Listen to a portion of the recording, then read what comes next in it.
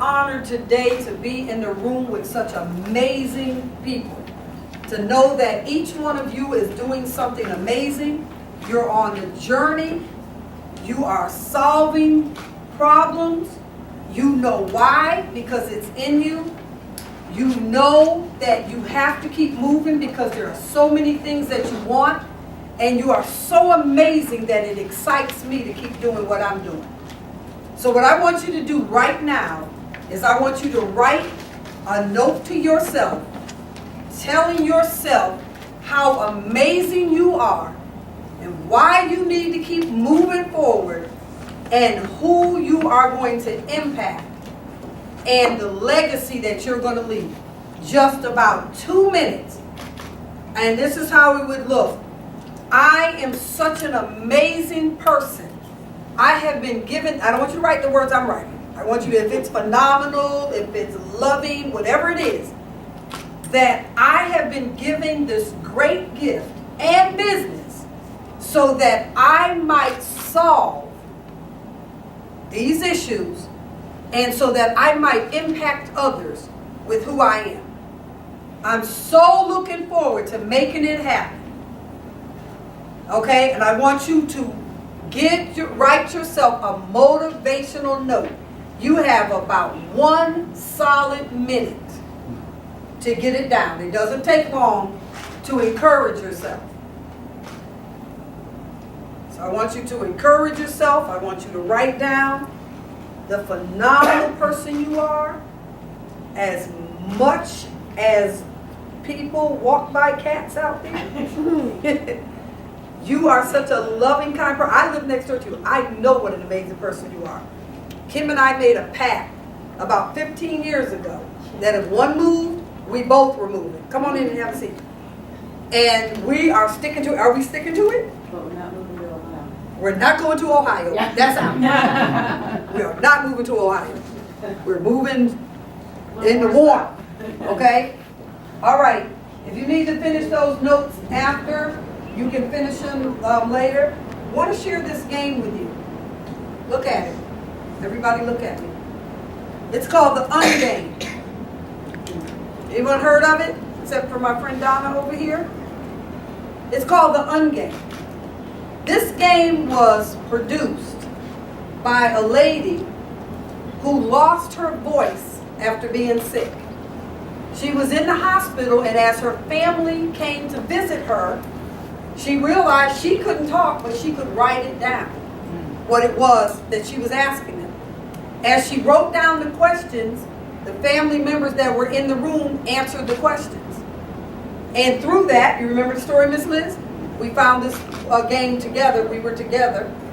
Through that, her family had more communication than they had ever had before. So she developed just this. It's called the Ungame. This happens to be for married couples. She has the Ungame for teens, for families, for youth, for children, for couples, and I just think, and just a regular one. And all it is, there's no rules, there's no losing. All it is questions.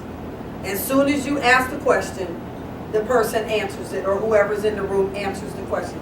Very simple questions like, what do you think your mate's favorite color is? Just that simple. Real simple.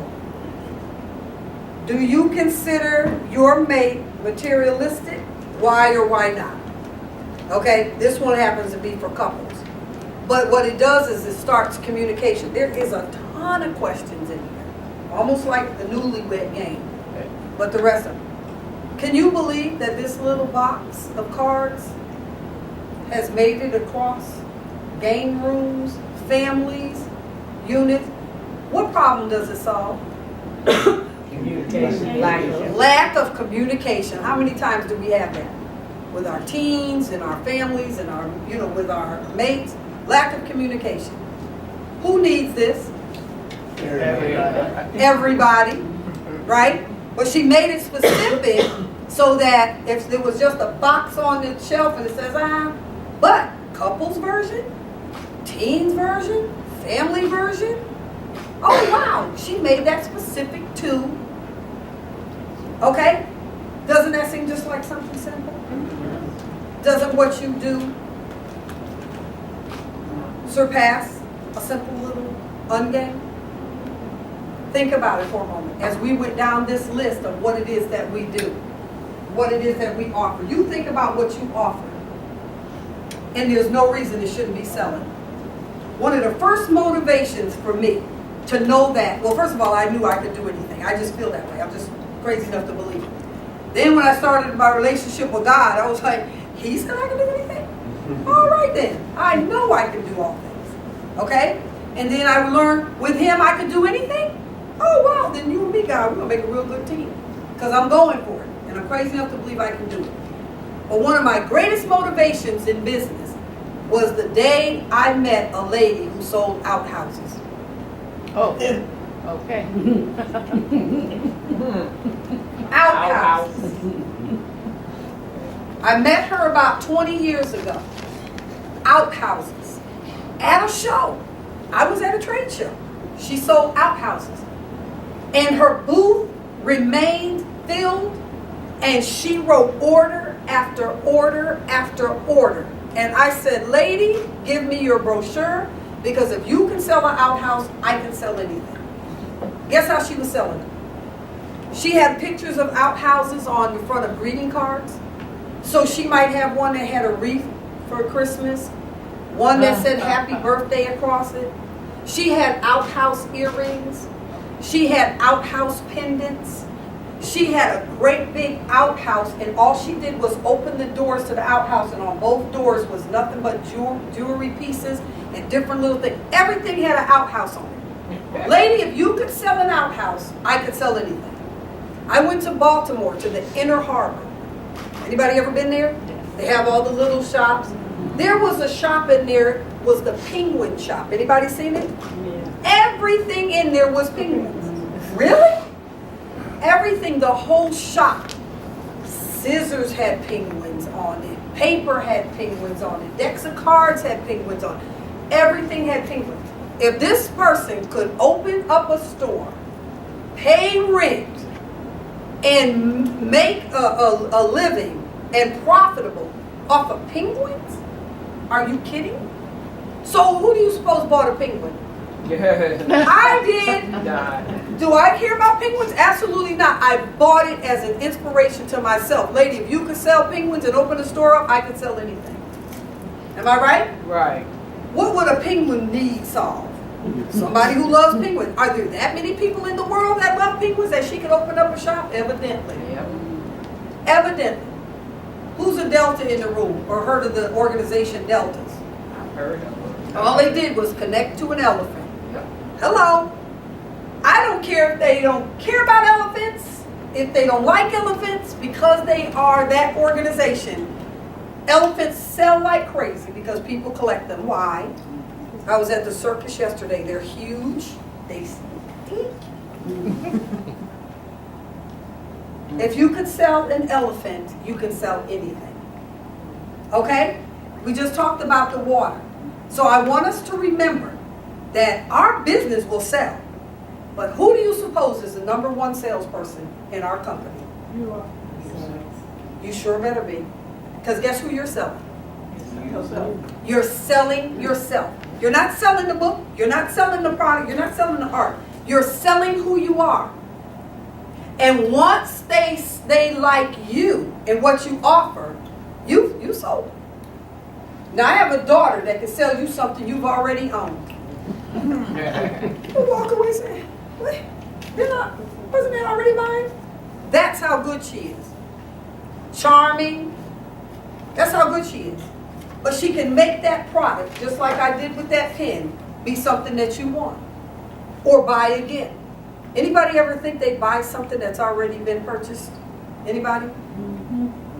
Raise your hand if you buy something again.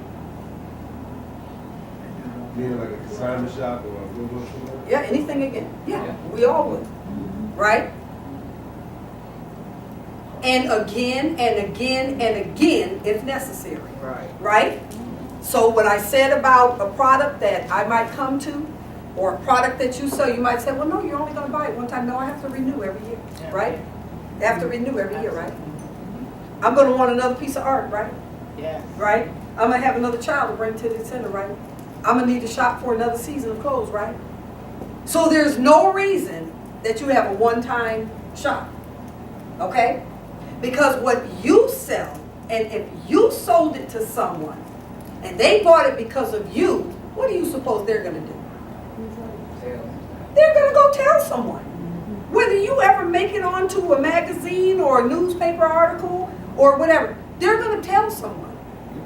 And then you're going to sell it again and again and again. But it's gonna start with what? What's the first thing? What's the first thing you need to know? You need to know why you're doing this. Why am I doing this? And then you're gonna need to know what? What? You're gonna need to know what? What problem you solve? What problem am I solving? But what's gonna drive you? Your why? Your want.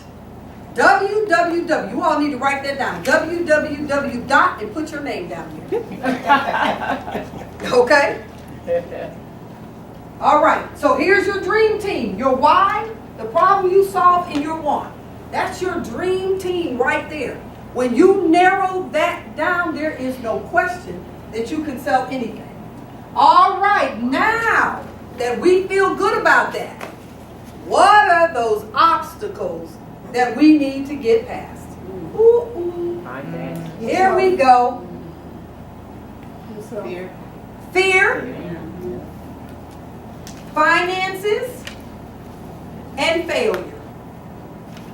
Those are the biggest obstacles that people need to get past. Now I need 3 volunteers real quick. 3 volunteers. Come on, maybe one from, so give me 3 volunteers. Let's stand right here so that people can see us on this side. Now, I want you to pick some folks that are just gonna root you on. All right, so this table, you're gonna root on Danielle, right here, okay? I've got something for the winners, okay? Miss Cheryl, this table right here is gonna root you on, okay? Miss Sharon, this table and Alan is gonna root you on, all right? I want y'all to pick up whichever lock you want.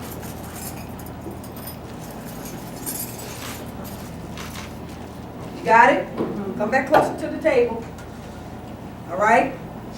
Now, I'm going to give them 1 minute to open up their lock. You all need to root on who's opening the lock because that's how you're going to win. Okay? Here are the keys. Do y'all want to come close? Why don't y'all come closer to the table? So if you need to point out what key they might need to use, show them your lock. You know who you're rooting on. Come on, everybody come to the table. Look at the lock. I got the keys right here. Okay? Okay. Y'all root on your person. You see the lock? You guys examine the lock. See it? Here. Okay. You ready? We'll spread them out. You need to help them get the lock, you help them. You ready? Let's go. Whoever unlocks their lock first. Come on, Cheryl.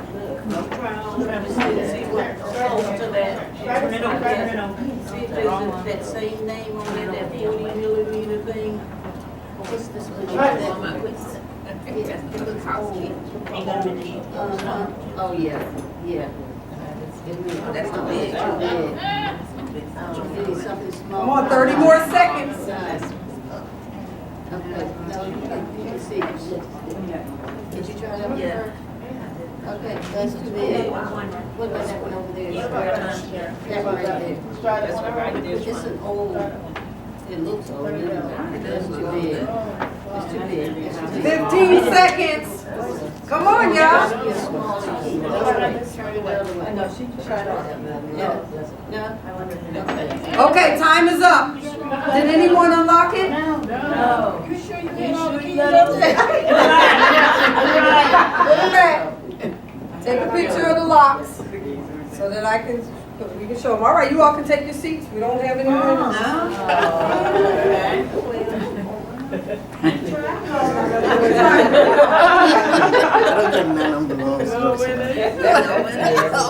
So no losers.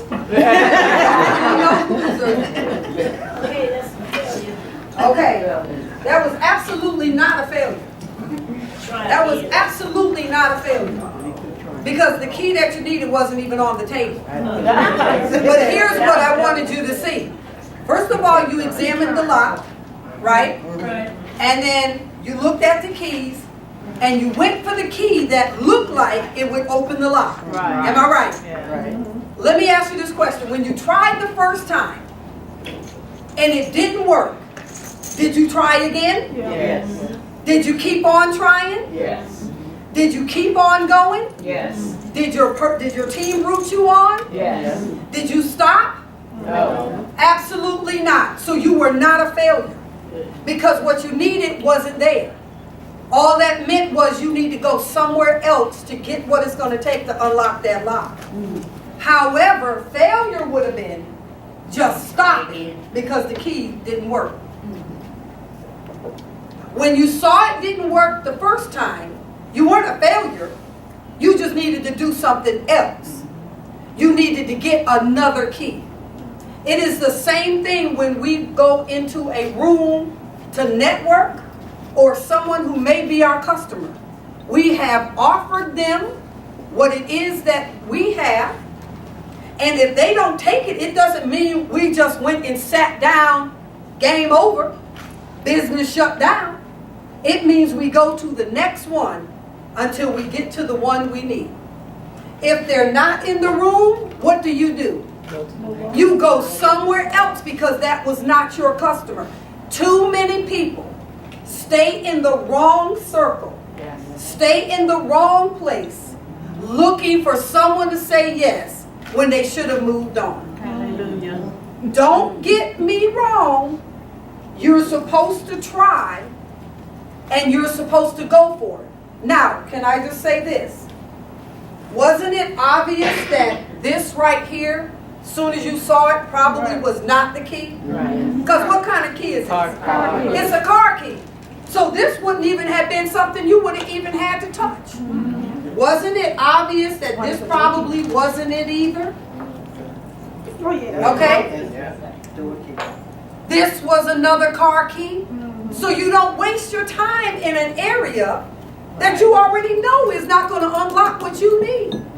You don't even bother with that. Even with everyone rooting on. The other ones were saying, try this. Why? Because it looked like it might fit the lock that you had. Right? So that's where your people are going to come in. Try this person because they are who you need. Try this person because they probably they need you as a solution. But once you see that's not working, that doesn't mean you failed. That means now you move on to where your customer is, or you get into the right area where you know they're going to be. What does that mean? That means you need to identify your customer. You need to know who your customer is. You can't keep wasting time in the same area. You can't do it. Okay? I had to narrow down, and I just told Alan we're going to talk about the multi-talented person in a little bit. But I had to narrow down who I was so that I could reach who it was I should be reaching. All right. Okay? So you clean houses. You're not going to go to somebody's house who already has a maid that I hate to say maid. What do they call them now? House domestic. What? Yeah, everybody's got a fancy name. Yeah, staffs. Staff. That's right. You call them staff. I like that. Makes you feel better. Right? So if I knock on your door or you knock on my door and I already have one that I'm satisfied with, are you going to sit there and say, well, wait a minute. You know, I'm better, this and that. You can say, here's what I offer, and if you need my services, but you're not going to keep coming back to me all week, are you? No. But now that I know what you offer, if I no longer need this, I know where you are. Okay? So what we have to do is narrow down who it is that we can solve a problem for and offer our service to that person or to that company or to that entity. But too many of us write a book and want everybody to read it. Everybody's not the reader of our book. Okay? Authors, new authors, the first thing they say, when you say, who is your audience for this book? You know what they say? Everybody. I want everybody to read the book. No. Everybody's not going to read your book. So who is your particular audience? And when you reach that audience, that person will share the book. Or someone else will hear about your book. But if you spend time trying to go out here to sell men a women's book, I got news for you. You're going to just keep using keys that don't work. Okay? So we want to be careful with that. Because some people identify failure in the wrong way. Failure is just another opportunity for you to do it another way. That's all. That key failed. When you get home, if the first key you grab doesn't work, are you going to say, gee, I failed, let me go somewhere else? Or are you going to get the next key off your ring and say, ooh, I just used the wrong one. That was the back door, here's the front door. You're going to keep getting the key until you get in. So you're not a failure. And this is what happens. There are too many people. Now let me share this. As I said, that baby cake. Multi-million-dollar idea. There was no question to me. When that thing came to my mind, I saw a cloth diaper cake. Anybody ever seen those? The cloth ones? Stacked really high. You know what I thought to myself? That's useless. I kid you not. When I first saw that cake, I thought that's useless. It's stacked like a wedding cake. Anybody seen them? Yeah. They're stacked like a wedding cake and they have all the baby stuff. It didn't fit. Wedding cake, baby stuff, tiered cake, didn't make sense to me. And the cloth diapers. I'm not using cloth diapers. Neither is the next person. So what came to my mind when I first saw that cake, many, many moons ago, because this is how I stepped out my job, I said, you know what? People use disposable diapers. And I could take the same concept, wrap it around a bottle, stick the items in there, and I did that. And I used the cellophane just like everybody else did, put the bow on the top like everybody else did, and then I looked at it again and I said, that's great, but the only person that's going to buy this cake is someone right there in the moment who needs this cake. So I can only sell to the people who show up at the moment. How can I take this cake and sell it across the country? And that's when I knew it needed a packaging. So I had to package the cake in such a way that it would go beyond just the people who I'm in the presence of in the moment. It took me a while to get that thing to fit into a cake container. First it didn't, because cake containers are flat. I called the company. I said, can you send me the pie bottom, because it has depth, and can you send me a cake top? They sent me the samples, and whenever that thing got packaged, I knew that was it. I created the label that said baby cake. Now watch this. I need you to hear this. I would set up at shows. People would look at that cake, because I would have tons of cakes. They would walk up thinking I was what?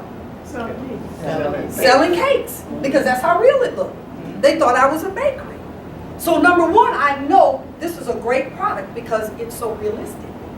But then people used to ask me this question: why would you ruin that cake by sticking that stuff in it? I kid you not. You thought it was a real cake? I did. I wasn't here Oh in the no, beginning. that's a dozen Pampers. It's a bottle, spoon and fork, comb and brush, socks, teeth and ring, key ring, rattle, and a bit. All in there. I'll let you see it again. So they would say that. That let me know it looked so real. So naturally, they are excited about that. But when they find out it's diapers, are you kidding me? So now I designed the box. See, it says baby cakes. So I could ship them all over the country. Now you can take what? An order form from me. But guess how the order form was designed? I would do shows, I'd have all these cakes, I'd stand behind there, wear my little baker's thing sometime just to really play the whole game. Had baby cake written on the front. And guess what? People used to stand there and do this.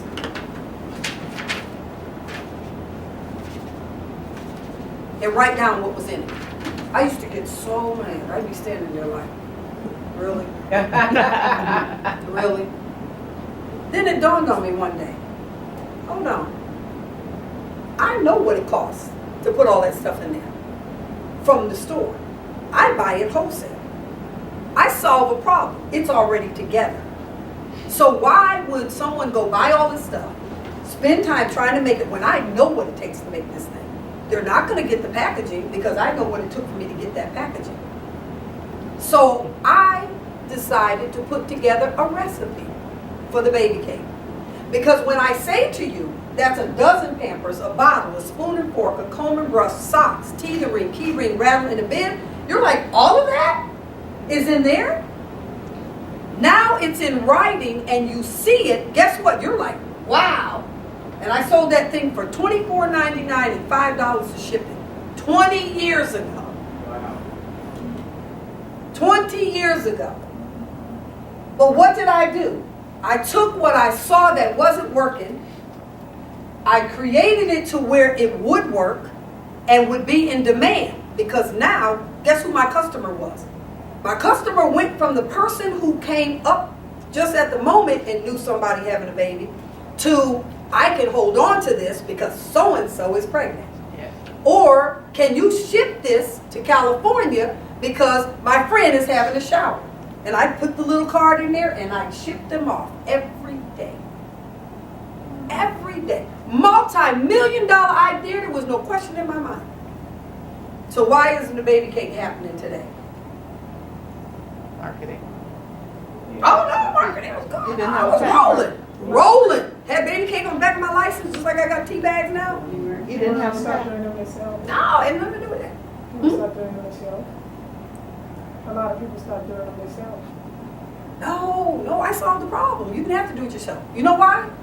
That wasn't the ticket to where I was going. And I knew that early on. I knew it early on. Not only did I pray about that product, I knew early on that that was just a step to where I was going. I wasn't going to be sitting back making baby cakes. I made baby cakes. I was selling them to pregnancy programs. Guess who one of my best customers was? Ready for this? Flower shops. Wow. I walked in the door of the flower shop and I became a solution other than your flowers. I went into hospitals. Number one Yes. customer, Yes. hospitals. Sold them to the gift shops. Was doing fantastic. But I knew that that was only a step to where I was going. And I say that because it's not that the cake failed. It's just I realized up front that this is just something that's getting me to the next step. This is what happened. I knew it was at the time it was winding up for the baby cake. I knew it. And I said, you know what?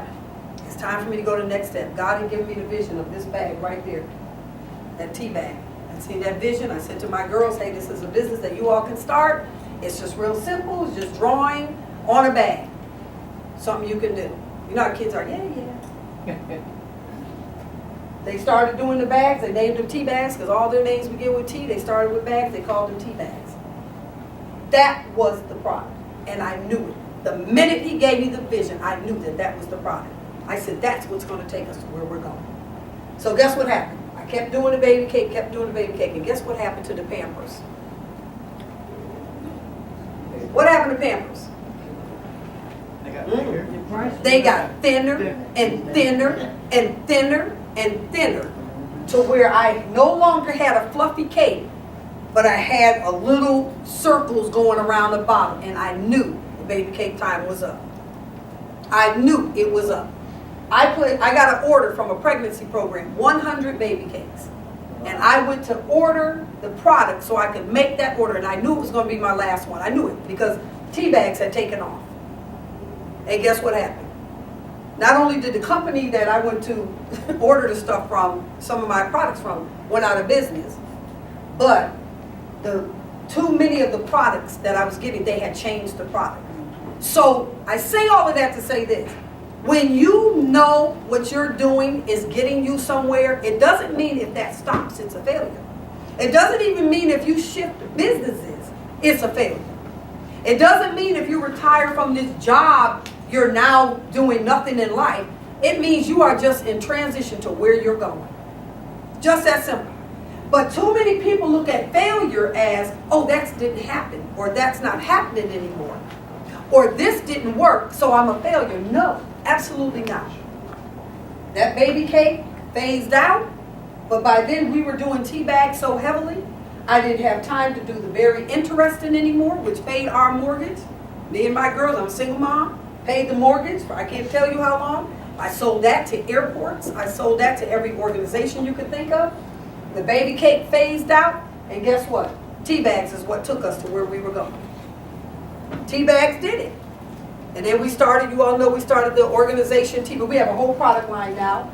Hats, t-shirts, magnets, keychains, the whole thing with tea bags. That product just boomed. But had I not been conscious of the fact that that was just a stepping stone, guess what? I would have been trying to hold on to something and it would have been a failure. Do you see what I'm saying? So it's okay to transition. It's okay. Doesn't mean you're a failure. It means God gave you another idea, you go for it. All right? But you don't want to be all over the place, which is what I'm going to talk about being all about.